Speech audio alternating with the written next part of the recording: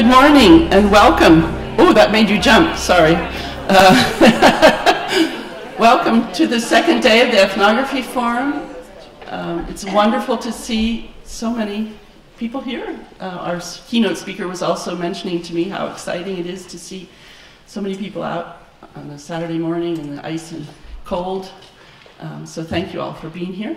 And it's my pleasure and honor to welcome you and to introduce my colleague Gerald Campano, who is my sort of, I don't know, we haven't still come up with a good term for it, but Gerald oversees and coordinates all the Practitioner Research Day events. And so I'm very honored to turn the microphone over to Gerald to introduce you to our speaker and to today.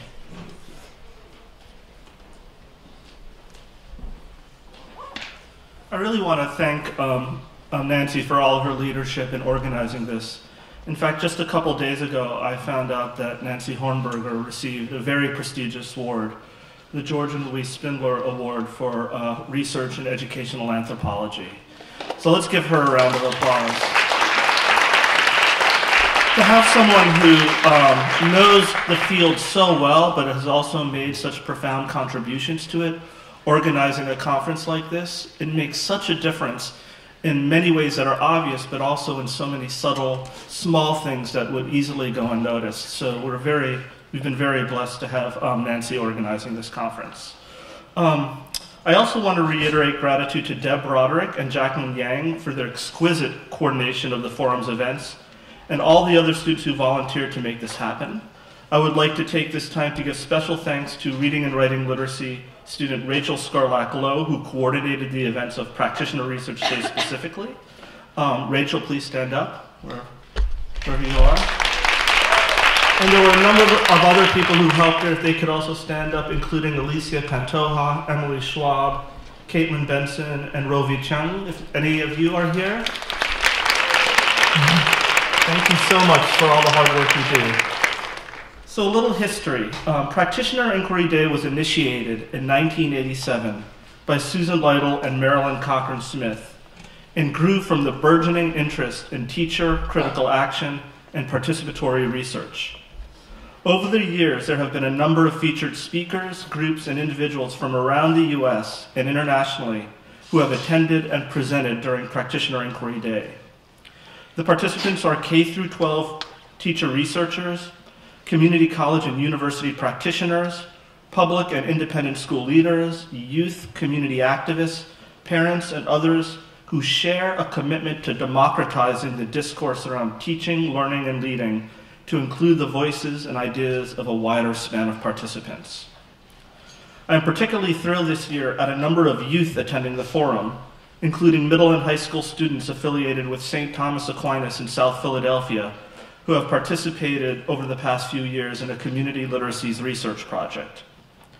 We also have a history of bringing keynote speakers who are luminaries in the field of practitioner and community-based research, including, of course, Susan and Marilyn, Linda Christensen, Sonia Nieto, Gary Anderson and Catherine Herr, Pat Carini, Yolanda Seeley Ruiz, and Vivian Vasquez.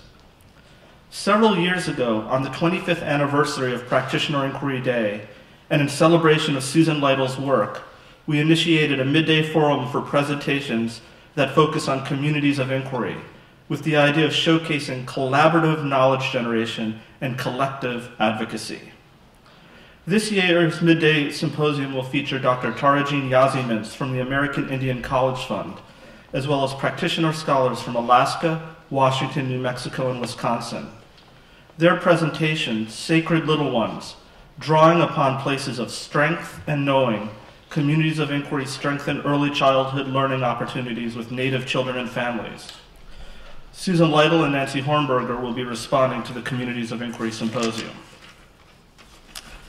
After 28 years, Practitioner Inquiry Day remains faithful to its roots and still provides a dedicated space for educators to come together and inquire into, theorize, and collectively make meaning of their sites of practice.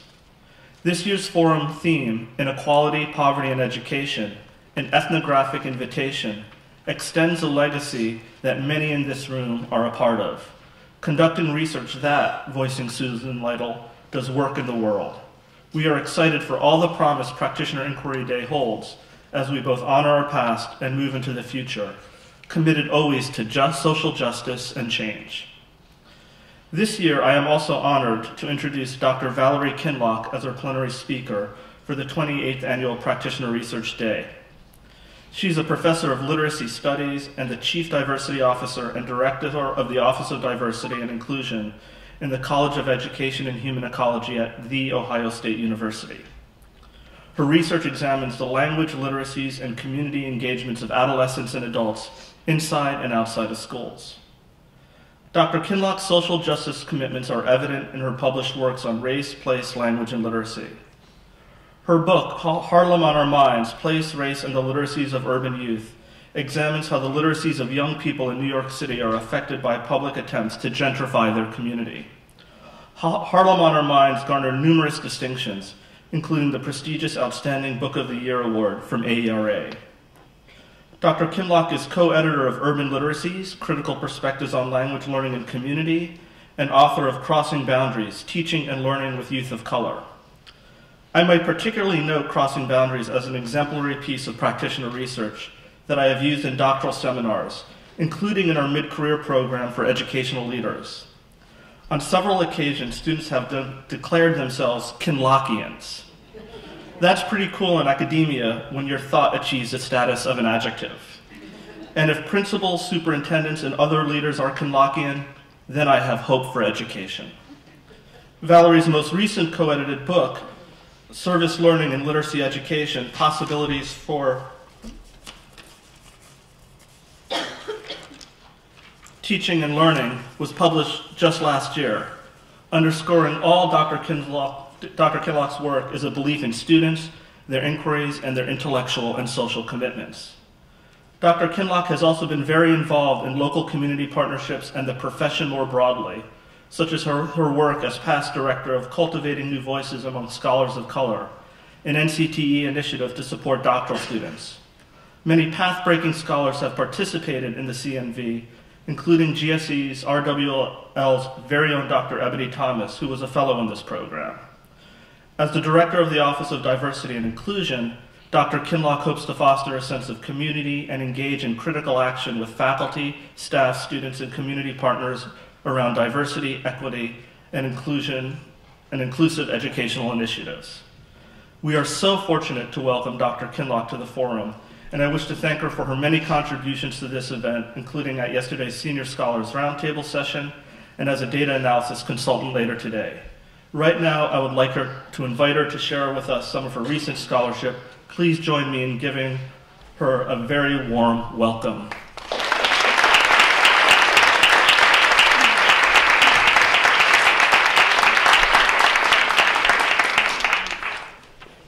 Kinlochians, really?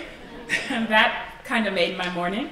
Thank you for having me here. It's a pleasure to be here to present at this year's Practitioner Research Forum. I'm Valerie Kinloch, and I was sitting there listening to that introduction thinking, who is that person? Like, who is that person? But thank you, Gerald, for actually reading such a beautiful introduction. And thank you for having me here at the Ethnography Forum at University of Pennsylvania. I want to just do a few thank yous before I start my presentation. And of course, one goes to Gerald for inviting me here and for thinking that I could actually do something, I hope, interesting today in delivering this talk with you and to you. I also would like to thank all the members who organized this conference. Yesterday was absolutely wonderful, and the roundtable, in my opinion, was enlightening. So thank you for having me. And I'd also like to acknowledge Ebony Elizabeth Thomas, who is a former Cultivating New Voices Among Scholars of Color Fellow from NCTE. And I'm going to ask you to stand up really quickly. Thank you.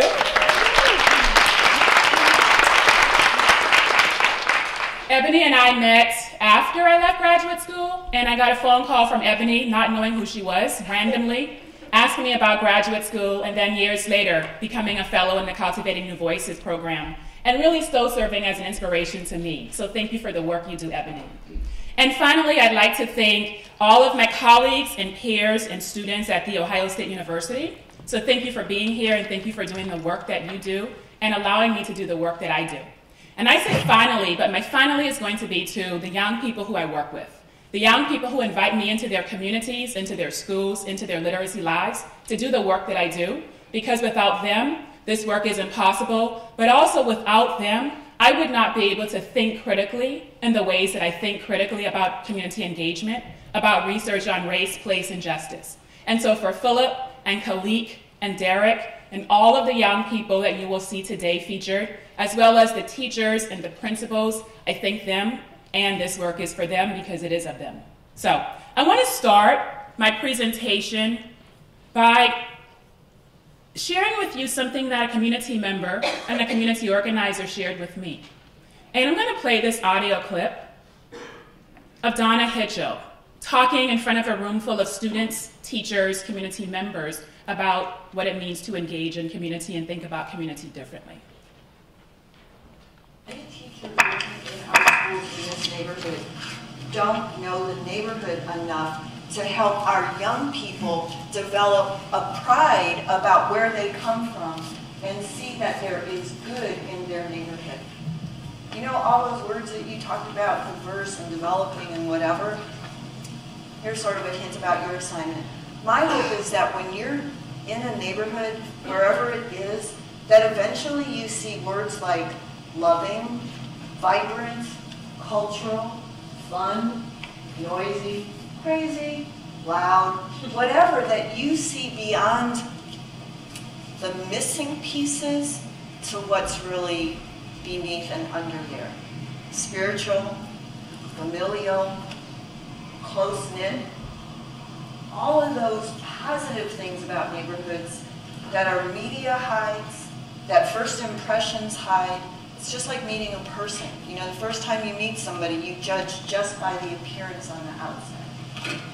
But after you get to know them, you know so much more about their background and their history and their likes and their dislikes and their challenges and their loves. And it's the same way that you need to approach a neighborhood like Linden or any of the other neighborhoods that you might be working with.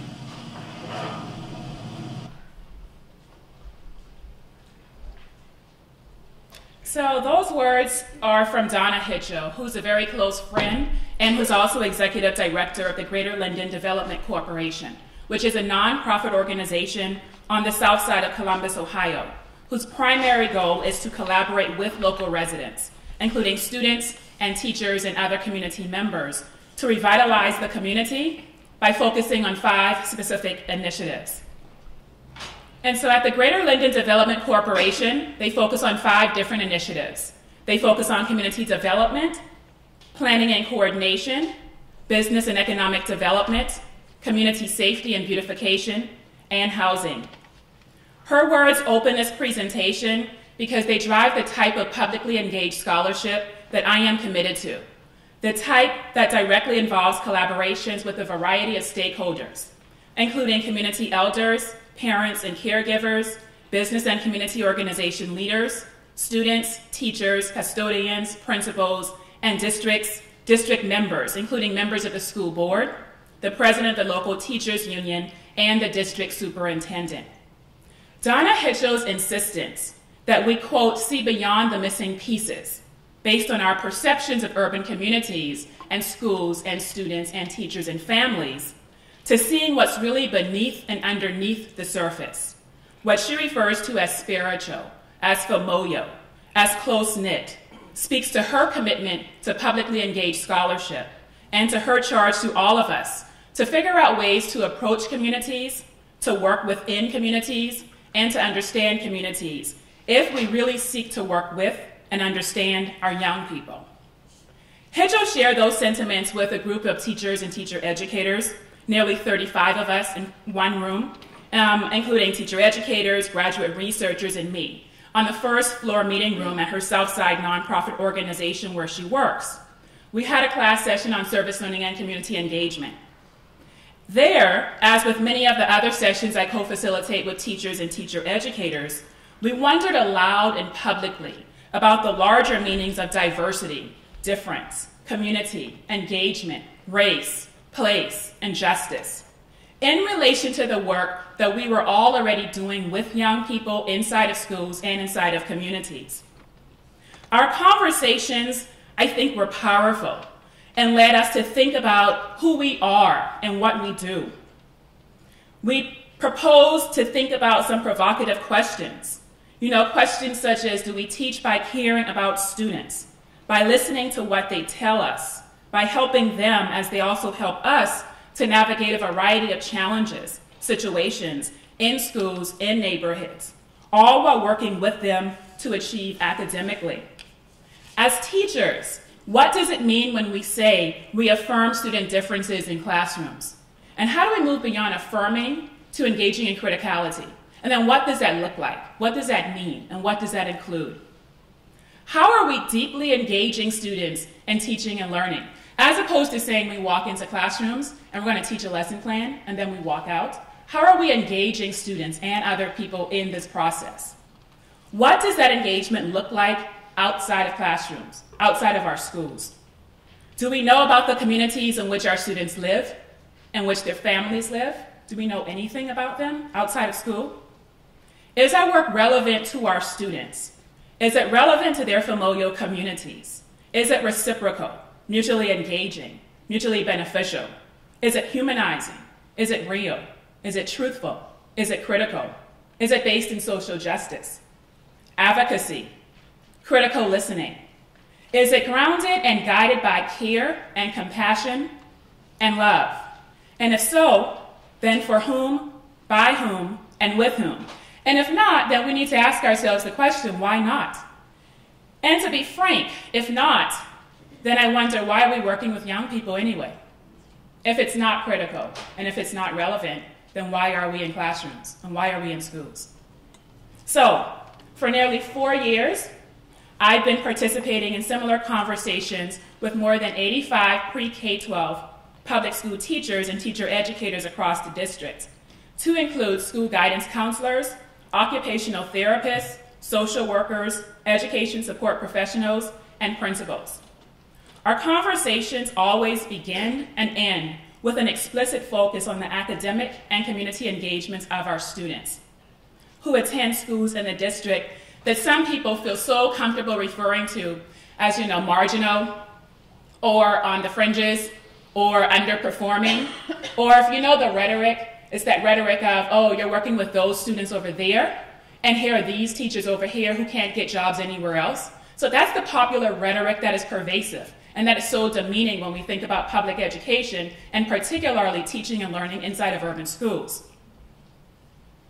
And then we also get the rhetoric about the schools that don't meet adequate yearly progress. Like, what does that mean? And what kind of resources do we have in schools to ensure that everyone can meet adequately yearly progress? So these are some of the questions that we ask ourselves. And then just over 2 years ago, the district was riddled with scandals about school personnel changing attendance records and changing grades in order to inflate this image to critics that, we are doing what we need to do. Then a year and a half ago, the district, along with the mayor's office, the teachers union, social service organizations, elected officials, and clergy collectively supported the now failed 50-51, which was a bond issue and a tax levy. And they argued that 50-51 would have provided sorely needed funds to renovate school buildings in the district, to modernize technology, to upgrade obsolete computer systems, to finance preschool for all children, to replicate high-performing schools in the district, and among other things, to fund an independent auditor to examine district data and finances. So, on November 5th, 2013, issues 50 and 51 failed, with 31% of the voters supporting it and 69% of the voters rejecting it. Let me just say that again. With 31% of the voters supporting it and 69% of the voters rejecting it. And so this is what we rejected.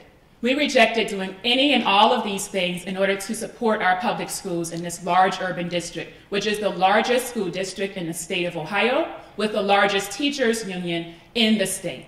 And so we rejected this proposal because it would raise our property taxes, and because it was just not a just proposal according to some critics. But regardless of where the voting population stood on this issue, and this tax levy, I think one cannot deny the larger implications of underfunded public schools in any large urban district, particularly one like Columbus. According to Rhonda Johnson, former president of the Columbus Education Association, which I just said is the largest teachers union in the entire state, and she's the current director of education for the city of Columbus in the mayor's office. She says, and I quote, "The failure of 5051 says something about the failure to put at front and center urban teachers and urban students. It's a failure to address big issues staring at all of us. It is a failure to act because we are saying no to putting resources into eradicating big issues that impact all of us, but especially our students." So when I inquired with Rhonda about what some of these big issues are, she didn't hesitate. She stared at me and she said, hunger, health, socio-emotional needs. What about air-conditioned school buildings where students aren't forced to learn in classrooms that climb above 100 degrees? What about functioning technologies in all schools? How about quality available preschool for every child in this district? And then she concluded, and I quote, "When we stop one-upping each other and when we focus on what is best for our students and our teachers, we learn to see differently and work together at filling in the missing pieces that should not be missing in the first place." Johnson's directive about what we need to do in relation to urban schools, and she's really clear about this. She says that we need to stop one-upping each other. She says that we need to learn to see differently, that we need to work at filling in the missing pieces. These directives echo Donna Hitchell's plea for all of us to begin to see differently, to work differently with our students, to see neighborhoods in a positive, loving lens. She says we need to identify all of those things that make neighborhoods what neighborhoods are. We need to see words like loving, vibrant, cultural, and we need to see beyond our assumptions in order to really understand communities and how communities already function even when we are not there. So, how do we begin to do this work? What are some questions that collectively we have been thinking about for the last 4 years? And what might those questions get us and where? And so when we think about this work, and this work is really collaborative, so for the past 4 years, working in communities with community members, community partners, community organizations, side by side with working with students in public schools, and working with teachers, and working with parents. The work is huge, but the work is so important because it gets us to think differently about who we are in urban schools and in urban communities. So, how do we do this work in an urban district like Columbus? And in doing this work, how do we learn from and learn with young people who live in urban communities and attend urban public schools? What have we not learned from our work with young people in urban contexts? And I'm going to pause here, I'm going to say, when I think about the work we're doing in Columbus, for example, and the work so many other people are doing, particularly in Rochester, New York, a project that was talked about yesterday in terms of working in the community, I stop and I think, we're doing wonderful work, but what have we not seen? What have we not stopped to capture? And I really think what we haven't really stopped to capture on a large scale in terms of systems is what young people in urban schools and urban communities are telling us. They're telling us what they need. And I think it's time that we listen. And so one of the questions that we debate in this group, are we not learning from the young people? Are we not implementing what young people are saying and doing inside of educational reform, but also inside of educational practices?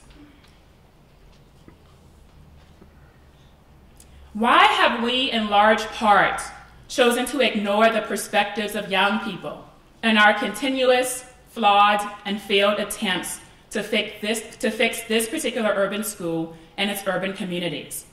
And so for the remainder of this presentation, I want to share with you some examples of the type of work that we are doing, which I think relates to community-engaged scholarship. It seeks not to reiterate what Johnson describes as the failure to put at front and center urban teachers and urban students. And I think the examples that I will share with you, I think are student-centered, I think they are student-focused, and in my opinion, They are based in humanizing approaches to working within urban communities and with urban teachers, teacher educators, students, principals, and hence family members. And so the first example I'm going to share takes us to a teacher educator from a project many years ago. I've been having conversations with her. She was in New York City's Harlem community, and she's featured in my book, Harlem on Our Minds. And Ms. L talks about the need for us to really think about the spaces we occupy. And if we start thinking about the spaces we occupy, we can begin to think about what it is that we do in those spaces. I think her work connects to the next clip that I'm going to show, and that's from Rebecca. Rebecca is a student researcher also from New York City, and she beckons us to do this, to teach by going into communities, by not walking around communities, by going into the communities where our students live, where their families live, and to really understand community dynamics if we are to talk about community-engaged work in our classrooms. And then connected to those two really brief examples is one involving a high school English language arts teacher named Ms. Washington. So now we travel all the way to Columbus, Ohio. And Ms. Washington talks about the work that is going on inside of a school and local community that she herself calls community-engaged work. And she supports students' involvements in the community as they figure out what it is that they need to talk about in the community and the ways to bring that work back into the school in order to enhance school-community relations. And then if I have time, I'm going to offer just a couple of examples from student-focused groups. And so one of the examples comes from this teacher's classroom where students are talking with other teachers and teacher educators in a course that I teach. And they're saying, this is what we do. I am doing an urban community garden. I never thought that I would be interested in environmental science, but my goodness, working in a community site, developing a community garden, it has opened up so many possibilities that I didn't even think about before. And then the next student example is an example of students who are presenting in a room of about 1,000 teachers and teacher educators in Atlanta, Georgia. So they talk about the work they're doing in Columbus, and they're talking about, it's not just about a garden, it is about empowerment. It is about working with other people, and it has allowed me to counter so many demeaning statistics that are placed upon people of color. And then finally, we walk into the thinking of a principal. This principal who watches what's going on across the few years that this project is going on, and this principal says, you know, if we give students an opportunity, if we put the curricular demands and requirements aside that are often so scripted, and if we work with students, this is what can result, and it's much more powerful than anything we can ever imagine. And so when I come back from these examples, I'm going to hopefully return to the research questions that guide this work and open it up for questions and comments. I do think that the examples point to the importance of working with people in a variety of contexts. And this is a larger project. The examples I show you come from one out of about 45 projects continuing to go on right now in the city and in the district. And this one project is really, really concerned about how is it that we can work with community groups to really think deeply about these issues that impact communities and that impact schools. And so I know we want to get to the examples, but I need to walk you to the examples. And I want to share with you some of the literature that guide this work and then some of the methodological implications I think this work has. And so there are various understandings of community-engaged scholarship, or what people call community engagement. We have people like Israel et al., who define community-engaged scholarship as community-based participatory research.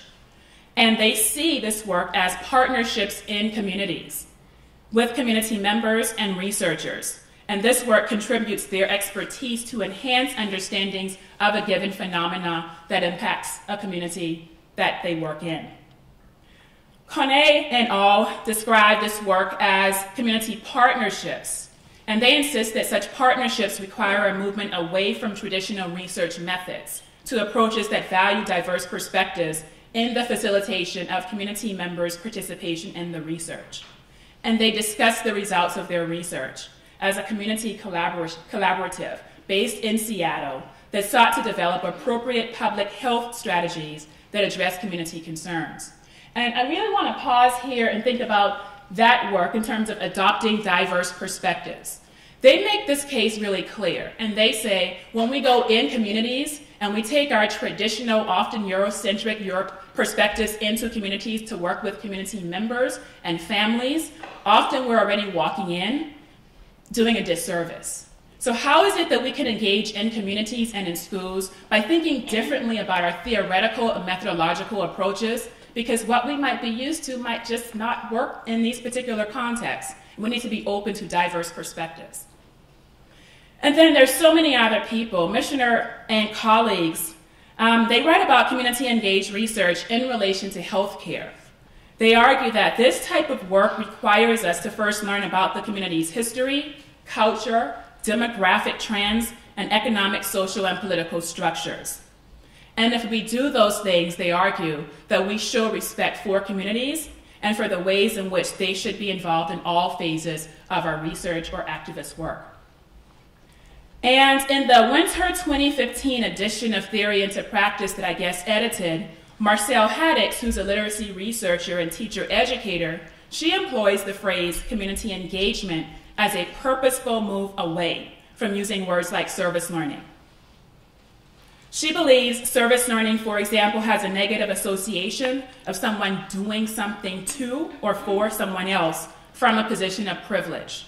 She writes, and I quote, "Community engagement is a nod toward the countless ways that our pre-service teachers benefit from working to develop sustained relationships with community partners, and the impact that this work has on how they return into classrooms and actually engage in this work to develop teacher identities." Then in our edited collection on service learning and community engaged teaching, Peter Smagorinsky and I write, "The learning that results from direct engagement with community members and in dialogue with the academic curriculum often contributes to profound changes in students and in our views of demographics that we may not have learned to respect before going into communities. And therefore, we argue that it's necessary to focus on the relational nature of our efforts and the degree to which such efforts need to be flexible, compromising, the list of words I gave at the beginning of my presentation, relevant, humanizing, critical, and based in justice. And there are other people. The Carnegie Foundation writes about collaboration that's mutually beneficial. For me, I go back to a participant, Philip, in New York City. And Philip tells me that when we think about community-engaged work, and if you don't know, I think I mentioned this earlier, Philip is a collaborator in Harlem on Our Minds, and he's also one of the young folks 6 years later who is still actively engaged in his community in Harlem. And so as I was preparing this presentation, I deferred to young folks, and particularly to Philip, who pushes me to think differently. And so having a conversation with Philip about 2 weeks ago, Philip says to me this: "When I think about community-engaged scholarship, I think about efforts to bring people together who might not really think about coming together." He says, "We got to work with each other to address community concerns, like gentrification. And you know, Val, like the high cost of rent, expensive stores in our community we can't even afford to go into. When we engage with each other and around an issue, and we work to solve it, then we get community engagement. Anything else, I'm not willing to talk about." And that's Philip. You know, I met Philip when he was 16. And years later, Philip says, anything else is just not worth talking about. If we're not working with people, if we're not listening to people, and if we're not questioning what it is that we do and know and hear, why are we doing this work again? And I think that's really relevant. And so in thinking about all of these people here, particularly Philip, I rethink what I think when I'm thinking about community-engaged work. And so where I am today, after looking at the data from this project for the past 4.5 years, and thinking really critically with people, teachers and teacher educators, and a lot of other people in the community, this is where I think I am today. Community engagement represents directed, intentional, and purposeful collaborations involving various groups of people. We have to include students, teachers, researchers, teacher educators, parents, caregivers, neighbors, representatives from community organizations, school districts, and local businesses, among others. And when we include all of these people in this work, We are engaging in problem posing and problem solving as a way to address collaborative partnerships with and in communities around social, civic, educational, and political issues. I think such partnerships must be long-term. They can't just happen because we're writing a dissertation. They can start there, but if they don't continue on, then it's really not community engaged work. So this work has to be long-term, and there has to be a commitment to doing this work with people. There also has to be a commitment, particularly for myself as a researcher, who believes that I am an active community member. That is always called into question. What makes you an active community member? You're always writing in your notebook because you're a researcher. So I have to take a step back from this work, and I have to listen to what folks tell me they want to talk about, the questions they want to ask, the problems that they think they want to address, and collectively we address those problems. So my point is, when I think about the literature on community engaged scholarship, a lot of which don't come from literacy studies, and that's purposeful. I need to know what other people are doing in this work, with this work. And I think about Philip. I think about how is it that we do this work by suspending our assumptions and putting on hold our research questions and really getting down to the business of talking with people and listening about what they want to do and who they are. So really briefly, I want to talk about just a few methodological orientation and methods that guide this work, and then I want to jump into the examples. And so the first 2 years of this project, I thought I was doing something else. And the teachers and the students and even the community members said to me, that's not what you're doing. But we're talking, what you are doing, Valerie, is thinking about ways to make connections across what you do in classrooms and what we do in communities. So I turned to teacher research. And when I turned to teacher research, I invited every person who participates in this project, including students, to engage in a conversation by reading these texts, and we did. And so here are some of the texts on teacher research and some of the texts on qualitative case studies, inquiries, and writing.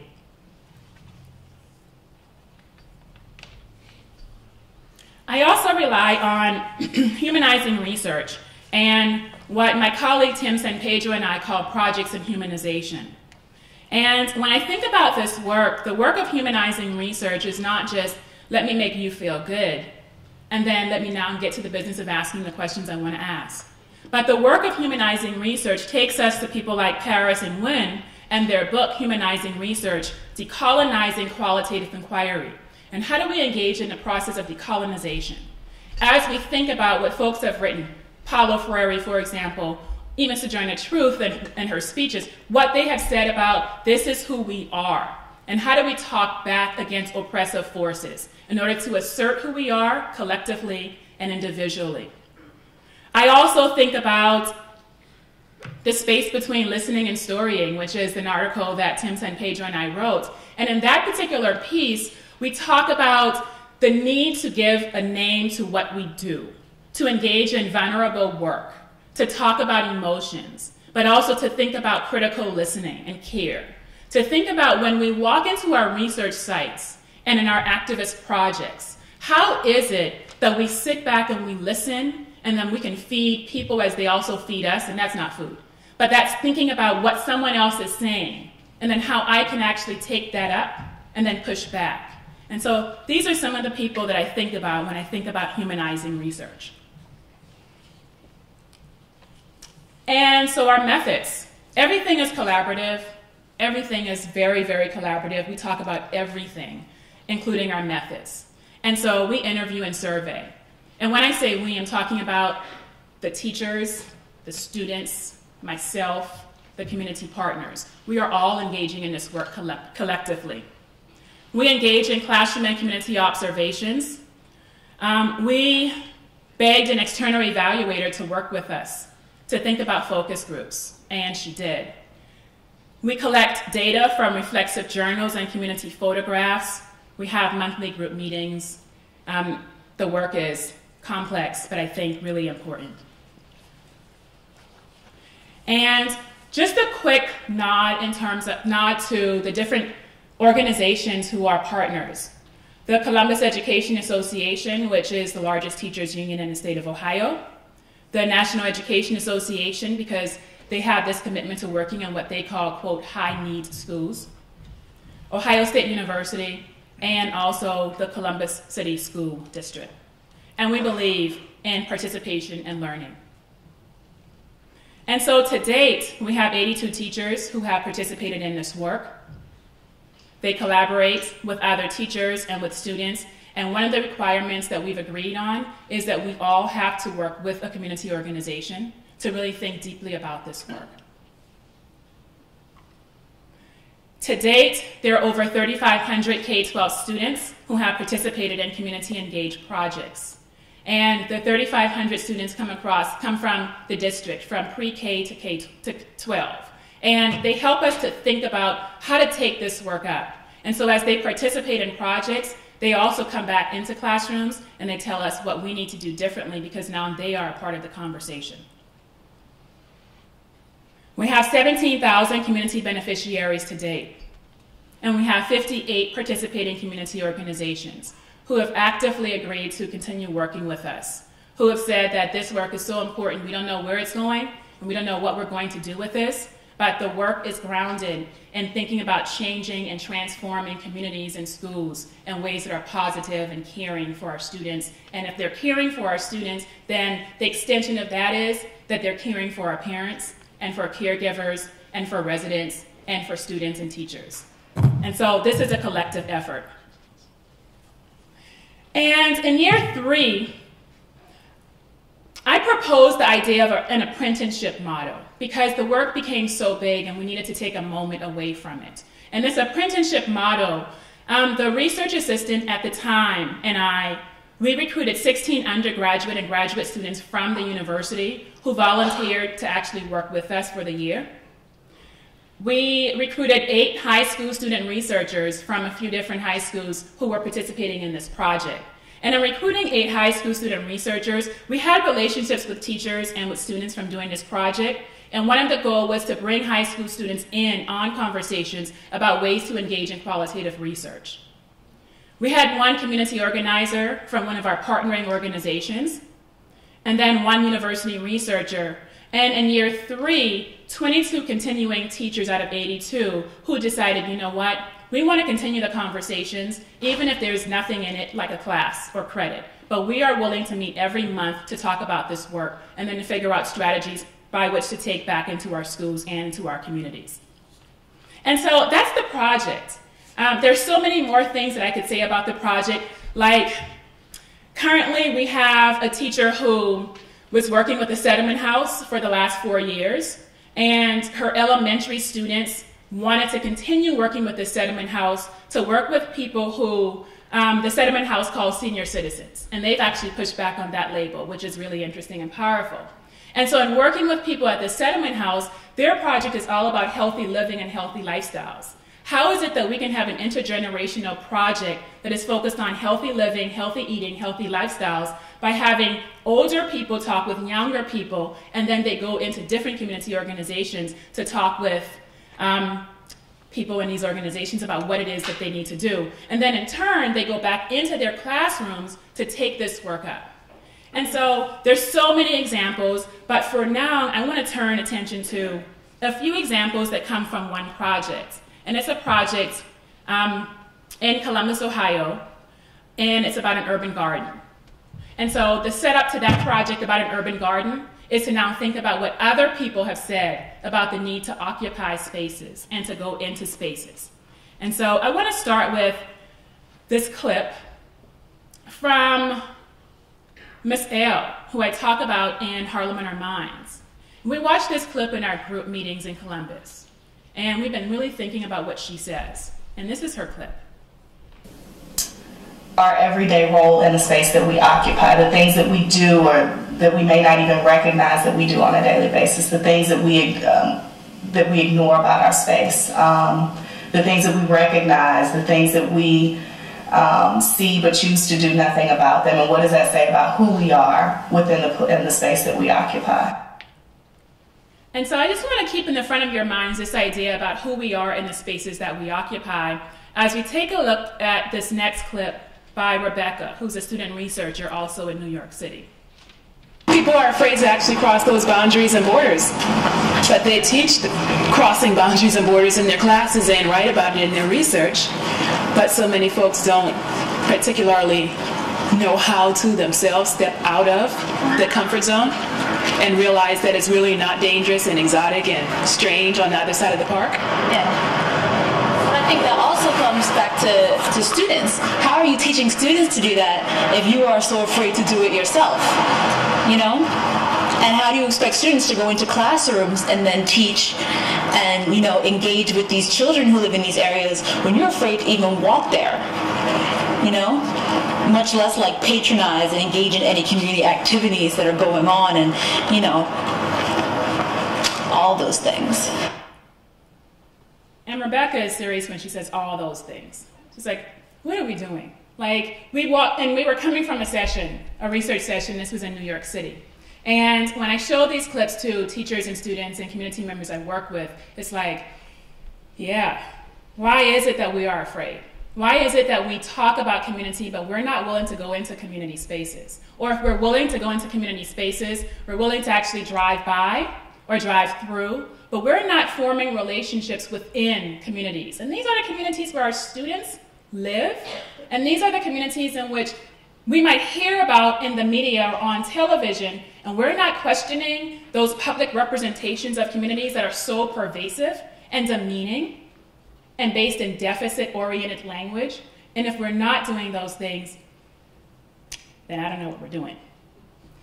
And so the next example that I want to offer to you turns the spectrum on Miss Washington. And so we just went from New York City, insofar as two examples of clips that I showed to teachers and students and community partners who I work with in Columbus, Ohio. And now I want to actually travel to Columbus. And students and teachers at this high school called Truth High School in Columbus are committed to improving school and community relations. And so for the last 4 years, high school students who are now high school graduates have sponsored school community-wide disability awareness campaigns. They've donated fresh fruits and vegetables to local families and food pantries. They volunteer at local nonprofit organizations. They present on their academic engagements to local conferences held for principals in the city, but also at national conferences.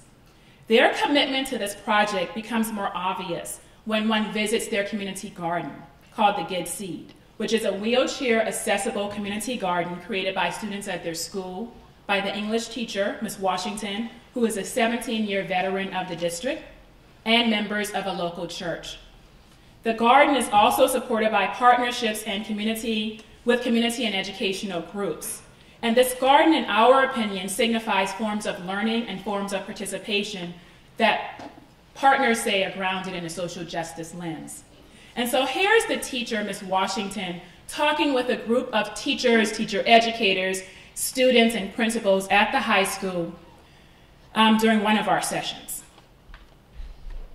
The kids that I had last year, this project helped me to build even better relationships with those kids. And I have kids who are no longer in English 9 who are what we consider at risk and who struggle to stay at schools. And they'll come to me and they'll tell me when they're struggling. I had one young man come to me today and he said, you know, Ms. Parker, I feel like I want to drop out. Because this is just, and when he says that to me, I know exactly what to say to him. Because I've seen things in him. I see leadership. I told him, I said, I see leadership skills in you that you don't even see in yourself yet. And so periodically he comes to me to get that pep talk, and then he says, okay, I can do this. And he's not the only one. That has happened. That conversation I've had with several students that were a part of this project last year. And like Clarissa said, and Clarissa, don't get mad at me for saying this, but we had to work with Clarissa on her attendance last year a little bit. But I can honestly say that when it was time to do things for the garden, we knew Clarissa was here. And her attendance has gotten she has no attendance problems now. She's here and she's ready to help train the next group. And so that's a lot of what we've been doing over the last couple of weeks. We have been getting those guys ready and kind of filling them in on what the grant is all about and all that stuff. So I think it does help give kids more of a sense of purpose, and it does build good relationships with kids.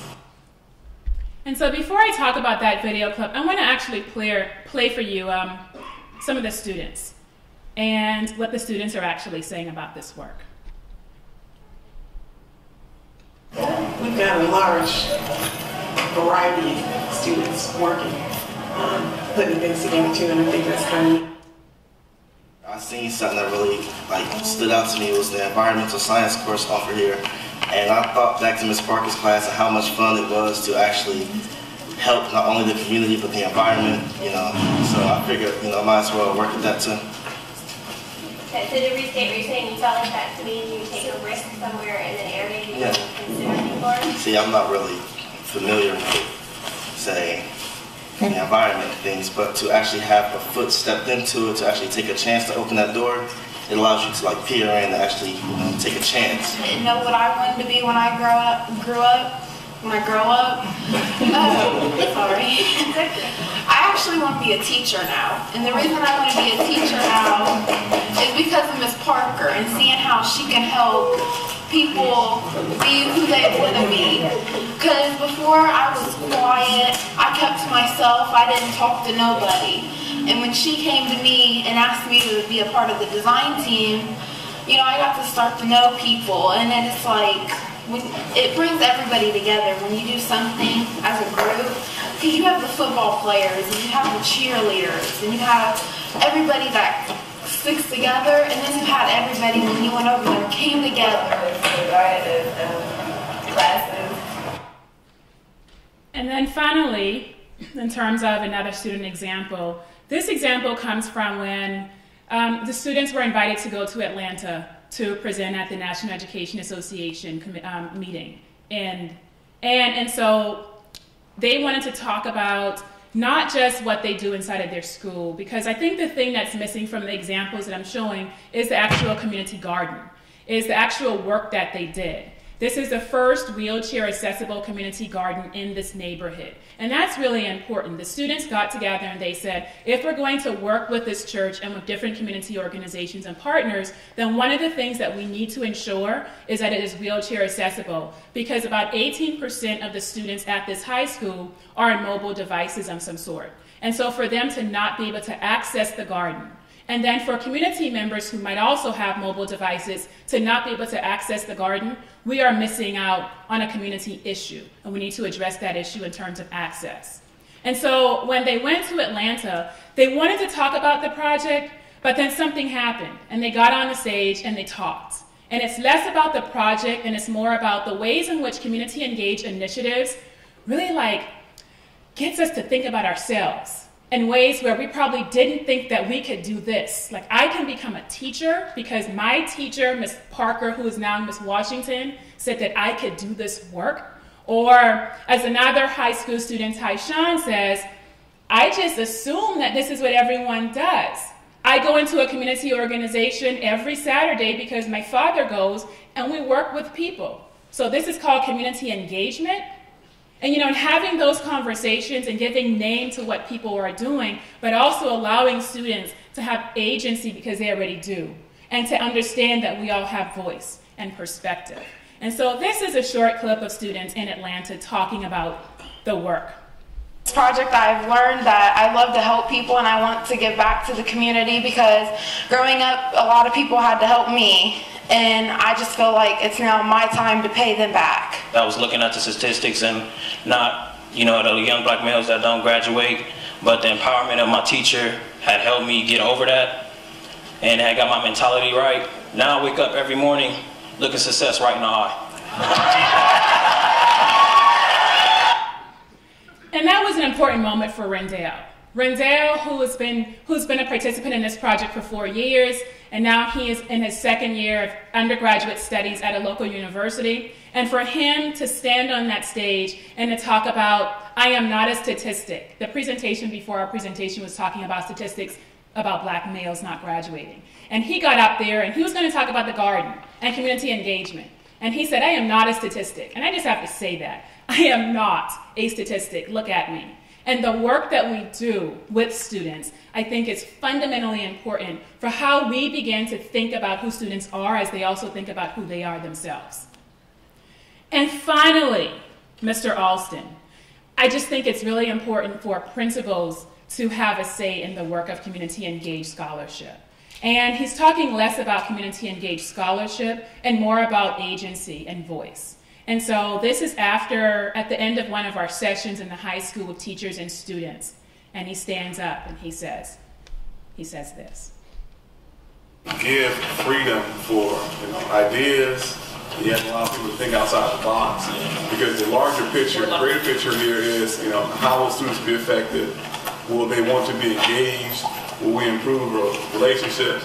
And those things, when you want to teach students, those things are more important than trying to stick to the curriculum. And we can probably go further in the curriculum if we establish the relationships, and then we make sure students are engaged in what they're doing, and then we can find the connections to the curriculum. We obviously see these students that they can relate to what's going on now. They can express how it affects their community, and I think when they sit down and have the conversation about connecting those ideas and those feelings to the curriculum, they'll be able to get a much deeper understanding of whatever we're teaching. So bravo to. So, what? What about the examples? My favorite question, so what? What if we could do what Donna Hitchell beckons us to do? To see urban communities positively. To see them as spiritual and familial places. Places that are occupied by close-knit relations. So what?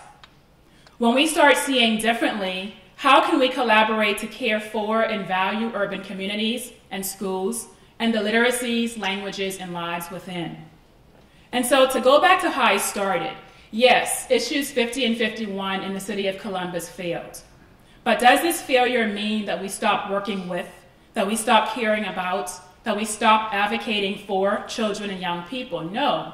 It means that we continue to fight, we continue to walk into urban schools and into urban communities.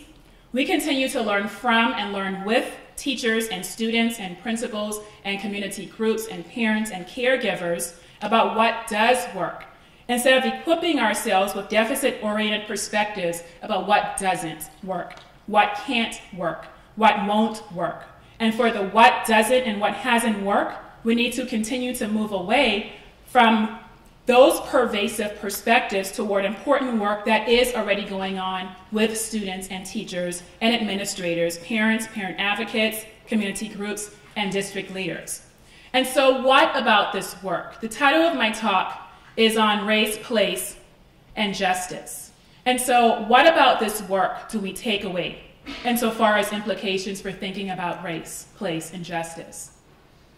And so when we think about race, particularly participants in this project, we have student collaborators who are aware already of how other people see them. Rendell is aware, for example, about the statistics and what those statistics indicate. They are also seen as economically poor and or working class Black and white students who, according to Rendell, go to city schools, and because of that, we automatically get a bad rap. And because of this, in our groups, we have talked extensively about structural oppression, systematic racial discrimination, and the ways to do what Stephen Haynes beckons us to do, and that's to free the Black body and personality from white control and domination. One way we've worked toward freeing is by centering conversations about race in our school and community engaged work. Insofar as place is concerned, we have all begun to see communities as resourceful, educative sites. We engage in the community as problem seekers, posers, and solvers. We attend to issues of representation, belonging, and collaboration. And we act as community ethnographers alongside community members, alongside members of a local church, and other people. We use language to communicate feelings about community engagement and our role in this work. We language our experiences in an urban school and in an urban community. And in terms of justice, we ask ourselves every day, what is justice? What is injustice? How does injustice get reinforced within urban schools and communities through a lack of access, for example, to fresh fruits and vegetables, through a use of a language of deficit and defeat?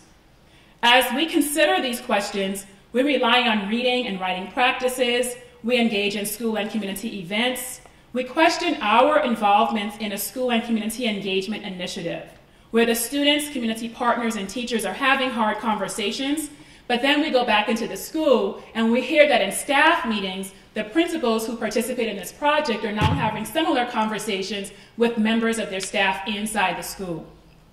We work to counter pervasive, demeaning images of young people in urban communities. And so I want to just quickly return to how I started with my guiding questions, and I want to end there.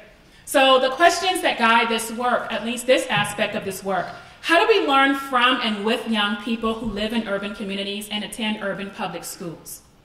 What have we not learned from our work with young people in urban contexts?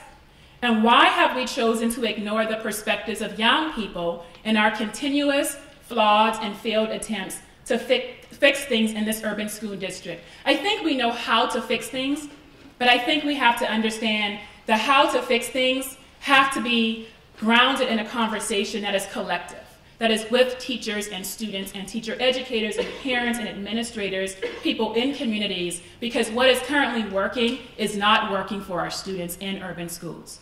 And so this is the beginning of a work on community engaged scholarship. It is not just let's go to the local food pantry and volunteer our time. It is how do we critically and purposefully and intentionally occupy community spaces. And as we occupy those spaces, we are always in collaboration and in conversation with other people who actually live there. I can't change a community if I am not working with people who live in communities in order to figure out what they think needs to be changed. And that's the work we do in Columbus, Ohio. Thanks.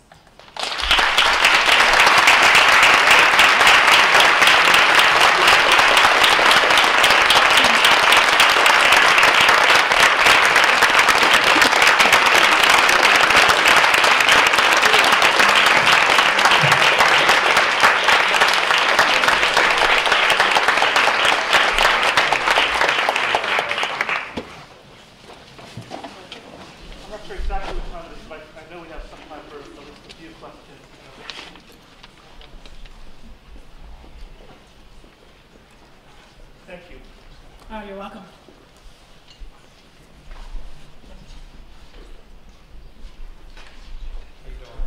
Oh, I'm pretty sure.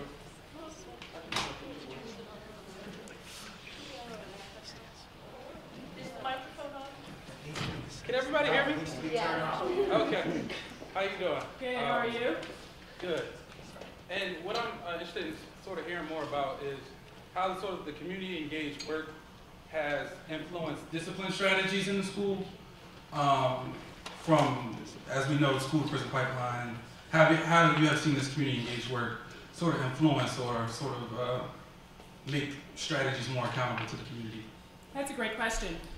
And I would say in maybe a few other examples that I didn't share of other schools participating in this work, one of the big questions and conversations that come up is how do we actually talk about no tolerance policies, for example? How do we talk about the school-to-prison pipeline? How do we talk about the ways in which particularly Black and brown people inside of our urban public schools are being disciplined in negative ways? And when we think about community engaged work, for example, we're thinking about this work by having conversations with different groups of people, some who are parents and some who are purposefully saying, if we are committed to doing this work, we have to return to our schools to figure out what does not need to stay the way that these things are already constructed and structured against our students. And so some of the conversations, particularly at our all principals meeting that we participated in at the end of the school year, is about, so what does discipline look like in your school? And one of the examples that I oftentimes give is of Derek. You know, Derek is a student at this particular high school who doesn't participate in this project, but we have conversations about this project, and we have conversations about writing, and also about statistics projected toward Black boys. And one of the things that he said to me was, you know, no one ever took the time to talk with me about who I am, about my lived conditions and experiences, about what I do inside of communities when I'm not in school, but they see what they see. And so that means that we need to change the conversation. We need to revisit the narrative projected toward particularly Black and brown people in public schools in the United States. And we need to think about what these policies are already enforcing. I think this project gets us to look at students differently. Students are participating. They are active in their communities. They're standing up asking questions that we oftentimes as adults and teachers aren't asking. And yet they go back into the schools and they are disciplined for talking up. And I think that's a disservice. And so we're trying to figure that out. But I think it takes an entire systematic overhaul that we're willing to engage in.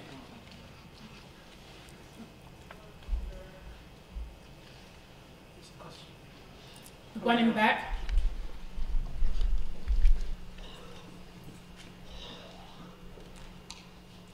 Good morning. Good morning. I'm thinking about some of the major criticisms that revolve around community engagement, particularly with university partnerships in urban communities. And I'm thinking about how one of the primary issues that come up tends to deal with the notion of harm, how the researchers or the individuals working with the researchers go into the community and sometimes engage in ways that are harmful, intentional or unintentional. So I'm wondering how your group sort of has conversations about that, addresses that, revisits that, and actively engages in criticality to try to mitigate that. That's a great question. Thank you for asking. We always talk about positionality, and we talk about being an insider and an outsider. I am an outsider to many of the communities I work in.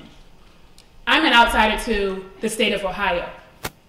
I'm an outsider to so many of the different conversations, and yet at the same time, I'm an insider because I'm present and I'm working with people in communities. When I think about the criticism, which I think is warranted and it's valid, researchers going in, taking, leaving, going home, writing it up, never going back in. That happens all the time, and it still happens today. With this project, the folks who are a part of this project live in the communities in which we work.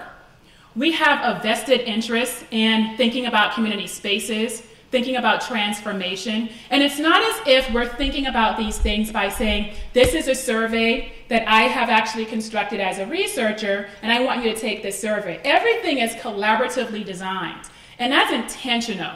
It's not something that we decided in year 3. That was from the very beginning of this project because we understand the perspectives of other people coming from the outside working within communities. And oftentimes it is about, on the one hand, meeting tenure requirements, on the other hand, getting a dissertation done. And I understand that all of these things are important. But I think at the end of the day, and this is a conversation that is really hard that we have been having, how is it that we protect the space and the work and we call each other to task when something harmful is happening or is about to happen? How is it that we begin to refigure the ways in which we see communities and universities? So we have this big land-grant university. And the tendency is to believe that universities go inside of communities and take. And it's a reality. But if we are committed to this work, then we are committed to having those conversations and not just outside of the university. We have to bring those conversations back into the university. So there's a course that I designed about 4 years ago on service learning and community engagement for practitioners. And so when I talk about the 82 to 85 teachers who participated, they all went through that course. And that course was never held at the university. It was always in a community site. It was in a nonprofit organization. It was in a historical society. It was in someone's school library. And the purpose was for us to begin to think about these community sites as resourceful, educative spaces. And we should not have to answer to the university. So yes, I'm a researcher on the one hand. But there's so many people who feel as if this is their project, and it is, that they always call me to task when I'm thinking in a theoretical way that is not conducive to supporting the work that needs to get done in this project. And I think that's the commitment that we have to have. And we have to be able to have these conversations and to say, but this is long-term. This is not for that next book. This is for improving this community and this school. And once we can have those hard conversations, and then we can turn to literature about work that has been done in communities that has been harmful, and we put it out there. And this is what happened. And this is what it looks like. And is this what we're after? And if it's not, then I think we can move forward. but we have to be explicit with each other, and we have to be open. And it's that thing of we don't want to have differences that are taking us in different directions, but we have to.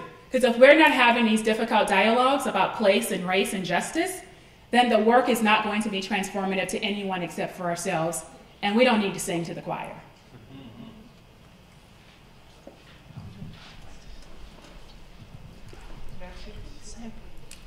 How we do time? I think it's time to. Let's give Valerie one more.